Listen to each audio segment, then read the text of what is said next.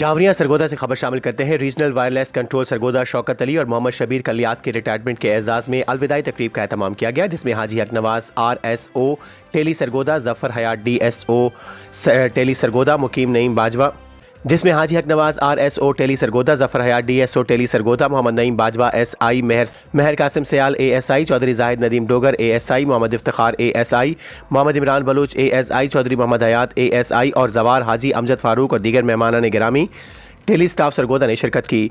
तकरीब का आगाज़ तिलावत कलाम पाक से किया गया, जिसके बाद रीडर RSO टेली सरगोदा इमरान बलोच ने तमाम टेली स्टाफ सरगोदा की तर्जुमानी करते हुए तमाम स्टाफ की तरफ से शौकत अली और मोहम्मद शबीर कलियार को खराज तहसीन पेश किया और उनकी खिदमात को सराहा और उनके लिए नेक ख्वाहिशात का इजहार किया। RSO और DSO टेली सरगोदा ने दोनों को हार पहनाए और एजाज़ी शील्ड्स पेश की, जिसके बाद रिफ्रेशमेंट की गई। दोनों रिटायर होने वाली काबिल कदर शख्सियात को दुआओं के साथ रुखसत किया गया। रिपोर्ट जफर अब्बास, तहसील रिपोर्टर शाहपुर जावरिया।